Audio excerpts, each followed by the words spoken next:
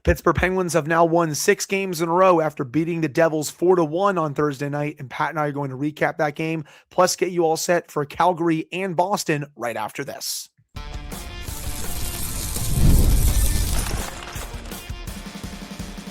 You're Locked On Penguins, your daily podcast on the Pittsburgh Penguins, part of the Locked On Podcast Network, your team every day. Hello and welcome back to another episode of the Locked On Penguins podcast. I am one of your hosts, Hunter Hodes. You can follow me on Twitter at Hunter Hodes, joined by my co-host, Patrick Damp. You can follow him on all social media platforms at Send Him For Wet. You can also follow the show's Twitter at LO_Penguins, and you can follow the show's Instagram account at LockedOn_Penguins. Of course, thank you all so much for making this your first listen/watch of the day. We are free and available on all platforms. And finally, today's episode is brought to you by Game Time. Download the Game Time app, create an account, and use code LOCKEDONNHL for $20 off your first purchase. Pat, make it 6. The Penguins have now won 6 in a row after beating the Devils 4-1 on Thursday night.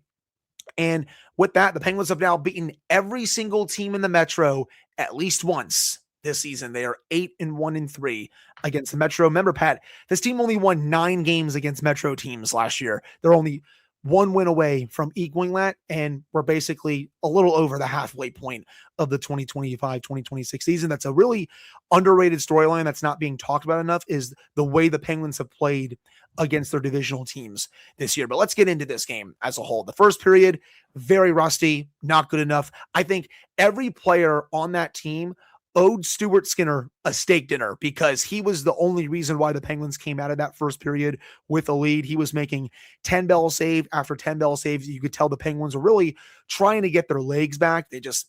Sometimes that's what happens when you haven't played in a few days. And the Devils, you knew that they were going to come out at least with a better effort than what they showed against the Islanders. And also this team just got manhandled.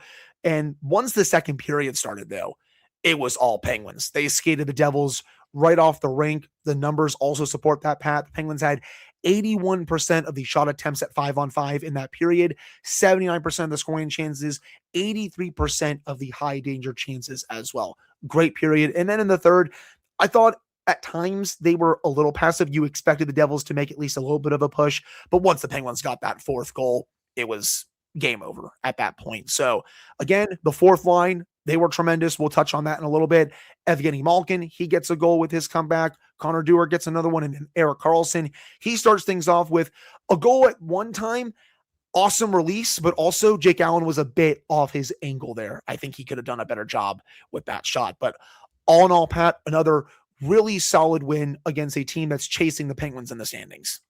A lot of reports out of New Jersey that I saw from the Devils broadcast on MSG. They had the same take as you about the Karlsson goal, that, yeah, it was a sweet release. It was a great shot, but Allen should not give that up. So while Karlsson deserves his kudos, because this was another game where I feel very safe in saying he was maybe the best player on the ice for either team. It was another spectacular performance from Karlsson. He has really been a revelation all season long. We also do have to touch on Stuart Skinner, because he wasn't the reason the Penguins won. The Penguins won because in the second and third period, they were the better team. They were just doing everything a lot better than the Devils could, and the Devils did not have an answer.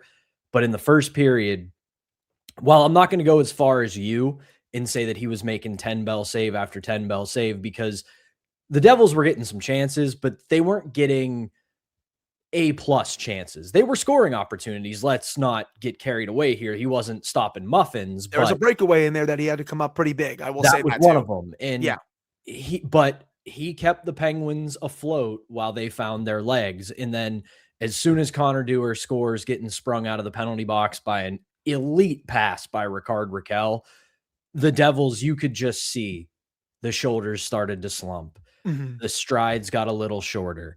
And it's exactly what we talked about on the preview episode. This is a very fragile, struggling team. As soon as they gave that goal up after failing to score on a power play to tie the game, their mentality and their effort immediately went to, we are out of answers and here we go again. But all in all, it was another really solid win by the Penguins. And it was a very, very valuable 2 points because a team that they're chasing, the Philadelphia Flyers, only managed to get a point out of a tough game against the Leafs. So this helps them tremendously.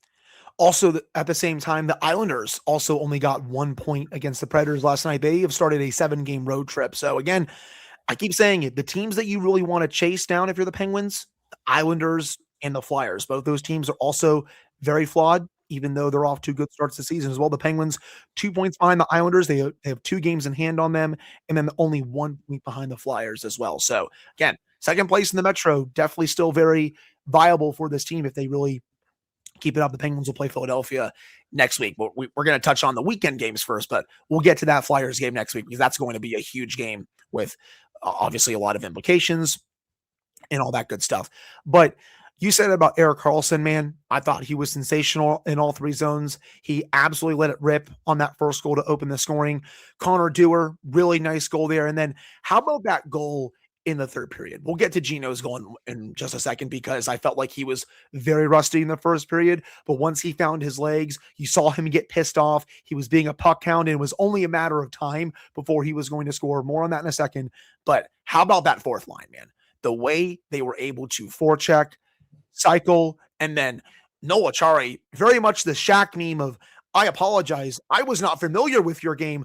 What a pass to Blake Lizotte, who has a wide open cage. He's going to bury that every time. This fourth line continues to play so well for this team. It's the most fun fourth line this team has had in years, Pat. Honestly, going back to the 2016 or 2017 fourth lines with Matt Cullen down there. This is a team that is this is a line, that is very competent defensively, and the way that they're able to outcycle teams down low, work it low to high, and really just be a pain in the ass whenever they're out there. It's awesome, man. And it continues to play so well for this team. It's a threat. There's no two ways about it. Usually you want to play your fourth line minutes to even, but the way this fourth line has been playing, they are very much on the plus side. And anytime they come onto the ice, they are not just there to eat minutes. They are there to be a line that pushes the effort forward and keeps things moving. And there's no secret sauce to it. They are just energy. They are energy personified. They are 1,000,000 miles an hour. They're physical. They're not afraid to shoot the puck. And they know that they are not out there just to play defense. They are out there to play all 200 feet. And just with each passing game, they do multiple things that make you really happy that you have a fourth line that is this viable. Right. And I just love the way they complement one another. I love how they each understand their individual assignment when they're out there, and they always read off each other so well too. So this is a line that's cooking. It's a lot of fun to watch. Now, Pat, as I tease, let's get to Evgeni Malkin's goal. What an absolute clapper. That was a vintage Gino goal if we've ever seen it. The celebration was also great. As I said, first period, he looked like he was very old out there as someone who hadn't played in a month, and you could very well see it. Also looked a little uncomfortable on the wing, but once the second period happened again, he got his legs back. He looked a lot more comfortable, and he was being a puck hound. He was getting frustrated by some of the Devils, and it's like, hey, I would not upset this guy. We've seen it time and time again. When he gets upset, he goes into even more of bully mode, and that's exactly what he did. The Penguins get a very rare 5-on-3. We haven't seen them get many 5-on-3s this year. And Evgeni Malkin, he makes no mistake with that puck. Jake Allen, sorry, man. You had absolutely no shot at saving that. In the final 40 minutes, man, Gino was very much, nice to see him get a goal in his first game back. If my memory serves me correctly and my notes are right, that was only the second 5-on-3 that the Penguins have had this season. So they're operating at a 50% clip at 5-on-3, which is nice. I could be wrong on that, though. If I am, please correct me in the comments. But yeah, it was a tale of two Ginos on Thursday night. The first period, there was a lot of rust. He was kind of careless with the puck, wasn't doing the things that make Gino Gino. And then he went Gino Machino in the final 2 periods. He was a bully. He hounded the puck. He was intercepting passes, reading the play really well. And that goal, that was a month worth of frustration let out on that one-timer. I don't think that he could have gotten any more on that shot if he tried. And God bless Jake Allen for trying. You weren't stopping it, buddy. That was predestined. As soon as he wound up and Sid saw him, it was game over. But loved his game in the second and third period, much like I did the rest of the team. So again, no crazy in-depth analysis here. They played a really solid game. They beat a team they needed to beat, and here they are. They're right in the race. Yep, they're going to try to make it 7 in a row on Saturday against a Flames team that is really struggling right now. I also want to shout out Rickard Rakell. I thought he played very well as well. And Chris Letang. I thought this was one of his better games of the season. He continues to, at least to me, over the last few games, he's looking more and more comfortable next to Brett Kulak. So that's another underrated thing to at least watch if you haven't watched it enough yet. But that's going to do it for this first segment. Coming up in the second segment, as I said, the Penguins will try to make it 7 in a row on Saturday against a struggling Flames team, and Pat and I are going to preview that game for you guys right after this. But before we get to that, we have to tell you all about our first sponsor, which is Game Time. There is nothing like being near the ice during hockey season. The speed, the hits, the atmosphere, it's unmatched. Watching at home is great, but being in the building is a completely different experience. The only thing that used to get in the way was actually getting tickets, long queues, endless screens, and prices changing at checkout. But that's why the Game Time app gives the advantage back to fans. It's the hack for unlocking amazing NHL tickets and experiences in just a few taps. I put up the Game Time app to check out upcoming NHL games, including tomorrow against the Flames, and was surprised at how fast it was to find great seats. The app, it is very easy to use. Browsing, comparing, and buying tickets took only a few minutes. One of my favorite features is seeing the view from my seat before buying, so I know exactly what I am getting before checking out. The zone deals, they are also clutch. You choose the section, Game Time picks the seats, and you save even more. Take the guesswork out of buying NHL tickets with Game Time. Download the Game Time app, create an account, and use code LOCKEDONNHL for $20 off your first purchase. Terms apply. Again, create an account and redeem code LOCKEDONNHL for $20 off. Download the Game Time app today.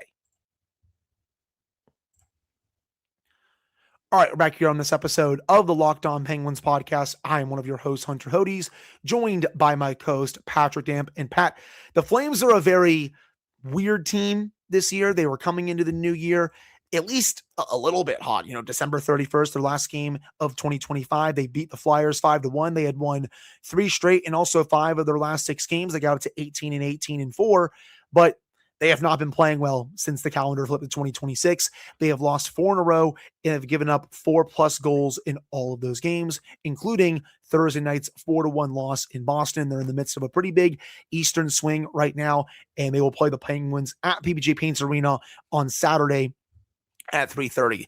This is a Flames team. Still, you look at their record, it's not very good. They still have some good players on this team. Nazem Kadri, even though he only has 8 goals, he's a lot more of a playmaker. He has 32 points in 44 games. Rasmus Andersson has 9 goals and 27 points in 44 games. I think Andersson at some point is going to get moved. There's been all the rumors about him potentially going to Vegas and all that. We have to see if that comes back to fruition around the trade deadline, but I have to think the Flames are going to look to try and move him. You have Michael Backlund, who is still there, Matt Coronado, Jonathan Huberdeau, of course, is still there, Blake Coleman. The one stud on this team that I am a big fan of, even though his numbers aren't that good this year, is goaltender Dustin Wolf. I think he is going to be a very good goaltender for quite a while in the NHL. He has played in 35 games this year, only an .898 save percentage, but again, he just doesn't really have that good of a team. I think he's going to get the start, though, on Saturday. He can come alive at any moment. I mean, he was great last year for this team. They were in the race for basically all of last season, Pat, and a lot of that was because of the way Wolf was playing. He had such a great year for the Flames last year, finished with a .910 save percentage, 2.64 goals against average. He was awesome. So that's really the one big area that you want to focus on for the Penguins is getting to Dustin Wolf.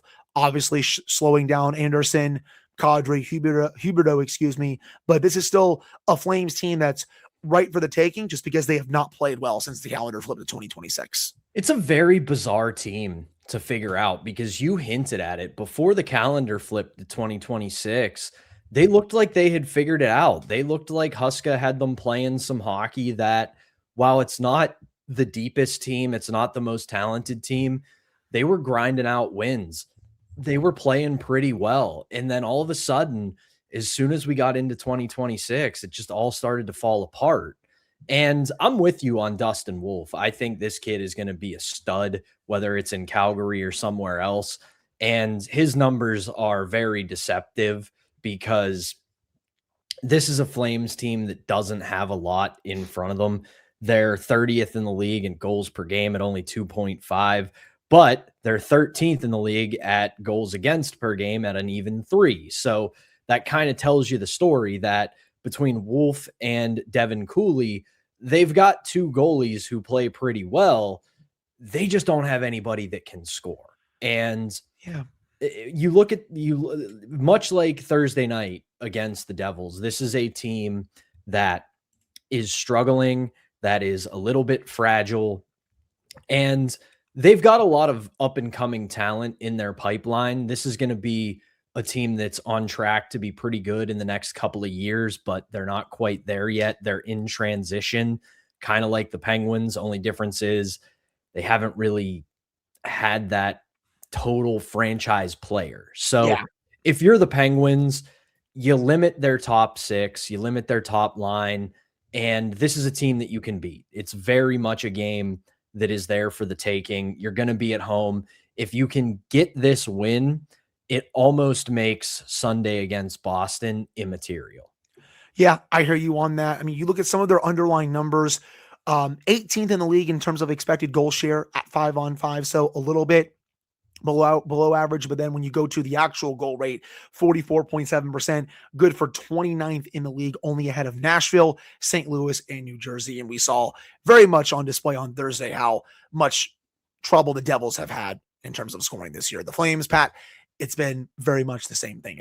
Goals have been hard to come by for this team. Even during the 4-game losing streak, Pat, that they've been on, they've only scored 6 goals in their last 4 games, including only 3 in their last 3 games. They're having a lot of trouble scoring. So for the Penguins, this will be a good opportunity to continue to try to play lockdown defense like we saw in Detroit, even against New Jersey outside the first period. I thought the Penguins, especially in the second, were great at locking things down. They were still a little bit passive in the third, but I still felt like Stuart Skinner wasn't nearly tested as much as he was in the first period. I also want to see Archer Shilov's bounce back in this one. I'm assuming he is going to get the start because Dan Muse keeps rotating starts between goaltenders, and it's Shilov's turn in the rotation. So if he does get the start in this one, I want to see just more consistency. Again, I like the effort I saw down the stretch in Columbus, but I want to see him get off to a better start in some of these games and just have a fully consistent 60-minute effort. You beat me to the punch on that one. That is one of my biggest keys for Saturday against the Flames is Artur Shilovs has to punch back now, because Thursday night, that was another check in the column for Stuart Skinner. Stuart Skinner played extremely well. He has been playing pretty well in his last couple of starts, and this is now where Shilovs has to assert himself. He has to have a very good start, a very consistent start against the Flames to make Dan Muse's job more difficult. He has to give him a more difficult decision. Do I continue with the rotation? Do I put the saddle on one of these two guys and let them run for a little bit?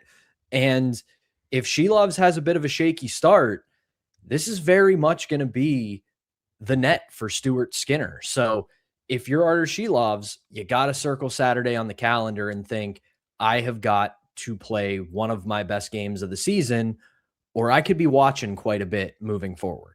Right, because I think you'll see Stuart Skinner become the quote-unquote 1A in this rotation with the way that he has played his last 3 starts.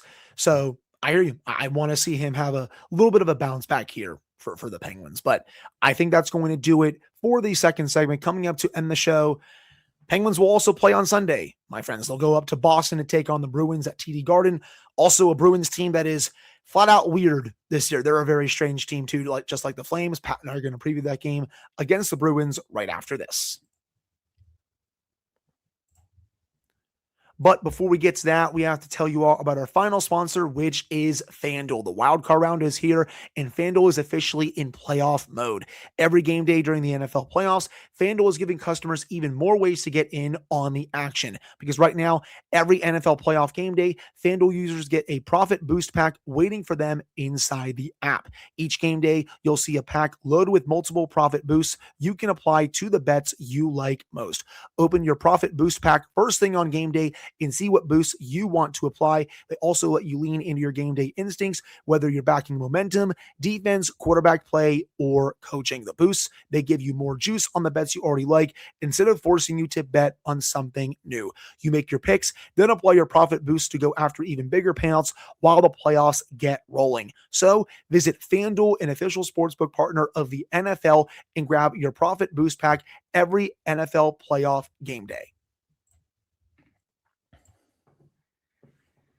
All right, we're back here on this episode of the Locked On Penguins podcast. I'm one of your hosts, Hunter Hodes. That's my good friend and co-host, Patrick Damp. And Pat, the Penguins' second half of the back-to-back will be in Boston against a Bruins team that has been very up, down, up, down. It's very much a roller coaster this year. They'll go on a nice little winning streak, then they'll lose a bunch of games in a row, and it feels like they've been like rotating throughout that this year. But this is a Bruins team that is very top-heavy. If you slow down David Pastrnak, which is easier said than done just because he's one of the top goal scorers on the planet, and you slow down Morgan Geekie, who is also having an unbelievable season for the Bruins, you will have a very good shot of winning this, just because outside of those two guys, there's just not a lot of full-on production from this Bruins team.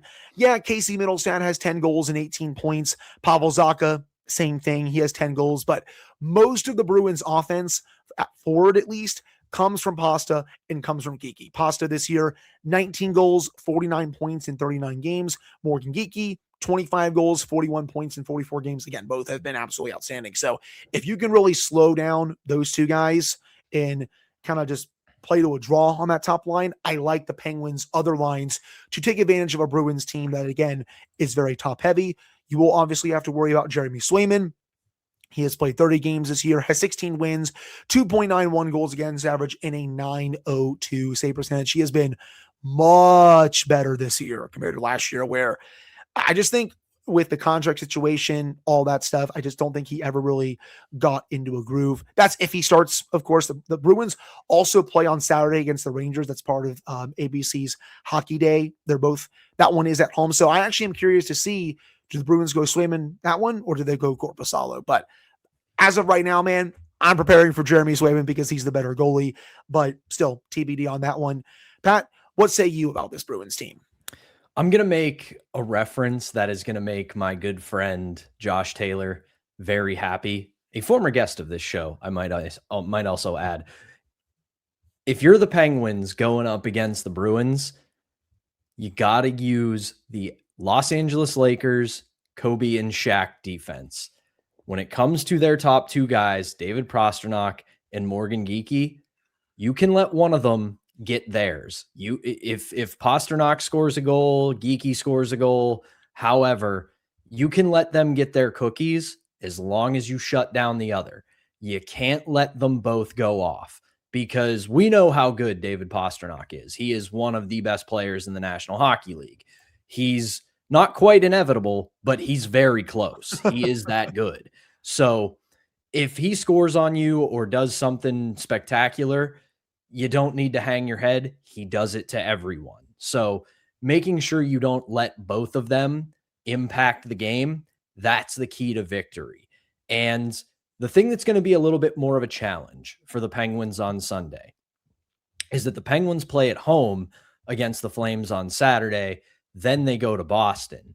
For Boston, yeah, they're playing a back-to-back, but they're both at TD Garden. Yep. So, yeah, they're going to be a little bit tired as well, because they're going to have to play an NHL game on Saturday themselves, but they get to go to their homes. They get to sleep in their own bed. There's no travel. So this is going to be very similar to what we said last week when the Penguins played a back-to-back. You just have to play a simple, solid road game. You don't want to try to do too much. If you don't have options, throw it in the corner, go get it. Don't try to make the complicated play in the defensive zone. High percentage plays, be smart with the puck. It might not be the most exciting hockey, but if you want to take this win streak, assuming you win on Saturday, to 8, you got to make a couple sacrifices. And I'll add this as well. Boston is one of the teams chasing the Penguins right now. Boston is 3 points behind the Penguins. If they get a win on Saturday, they're right there with you. So this is not, even though I did say in the last segment, if the Penguins win on Saturday, it makes Sunday almost immaterial. I still stand behind that, but you do have to keep in mind that Boston is a team that's chasing you. So you got to at least be aware that this is a team you're battling with to get into the playoffs. Yeah, that's the type of game where you really want a regulation win as well, just like you did against New Jersey, where they were 3 points back, Pat. Now they're 5 back because the Penguins didn't give a team like that a loser point by winning in overtime or winning in a shootout. So going into that Bruins game, it's also very paramount that you win that game in regulation. I also be remiss if I didn't discuss Charlie McAvoy, one of the top defensemen on the planet. He is outstanding in all 3 zones, also brings a physical element to his game. He is outstanding to watch. I'm excited for him to be on Team USA as well for the Olympics. I love Charlie McAvoy, man. He's absolutely fantastic. So always the offense isn't there as much for him this year. 1 goal, 22 assists for 23 points. I think a lot of that is more born of the fact that Boston's pretty top heavy. They don't have a ton of players putting up points. Pasternak has 49, Geeky has 41, and then the next closest is Zaka with 28. So McAvoy doesn't have a lot of players to distribute the puck to that are producing, but he is such a good, complete defenseman. He may not produce that much overall, but he can when you need him to. And he is just a lockdown guy. Good luck trying to beat him. He is so good defensively. He has one of the crispest and nicest first passes I've seen from a defenseman in a long time. I hope I don't want the Bruins to succeed because they're a sneaky little rival for the Penguins, but I do hope they get better because Charlie McAvoy is a player that I know this is going to make me a little hypocritical because I got annoyed with all the people who said this about Sidney Crosby, but McAvoy is the type of player you want to see in important games because he brings it every single time. You're going to see him in those games next month at the Olympics. Maybe. Well, I mean, I know what happened at the Four Nations, but come on, man. I am still hyped for that. He's also such a fluid skater as well. He is a treat to watch when he's on his game. So I agree with those points. We said earlier this week, got the 2 points now. You get 4 out of 6 points from this week. That is a success. I said it last weekend on the weekend back-to-back. I think a split would be nice. Then they go out and win both. I'll still say the same thing here. You can get a split, 4 out of 6 points. Anything else to me is a little bit of a bonus because of the situation. Second half of a back-to-back with travel, those are sometimes just hard games. Also, your third game in 4 nights. I know you've had a few days off prior to that, but still, those are tough situations. Good thing is, though, Pat, these 2 teams are not that good this season, so they're both very winnable for this team as the Penguins try to continue their winning streak. If they win both, they'll get to 8 in a row. I'll be there on Saturday. I really hope I don't hear a lot of the woo because that was getting really bad last night. That's how you know that the Penguins are wrapping up a win and that it's not that close, is that fans just the woo birds start coming out. Too much. It's too much, man.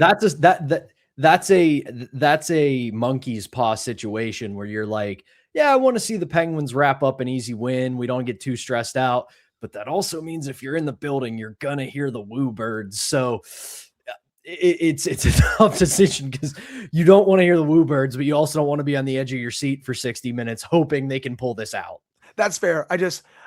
Let's hashtag ban the woo. It was too loud last night. It was funny at the start. It was getting me, vibes from 2011 to 2018 and all that. But when it gets that loud late in games, let's just not. We really don't need to get that loud. It was just a lot coming through.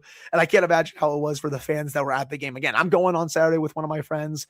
If they get out to a big lead, I'm sure it's going to happen again. And I'm going to be like, Oh boy, here we go again. It's too much for me sometimes. But Pat, unless you have anything else to add for this episode, I think that's going to do it for the Friday edition of the Locked On Penguins podcast. Thank you all so much for taking the time to listen to / watch this one. Pat and I will be back on Monday for a fresh episode for this show, breaking down Saturday's game against the Flames and Sunday's game against the Bruins, and getting you all set for a very busy week ahead. Some really big games next week, including against Tampa, Philadelphia, and Columbus. The games, they're going to continue to get bigger as we are now in the second half of the season, where points are at a premium. Every point is very important, especially when you are in a playoff race like the Penguins are. So again, that'll do it for this one. Thank you all so much for tuning in. Pat and I will be back on Monday.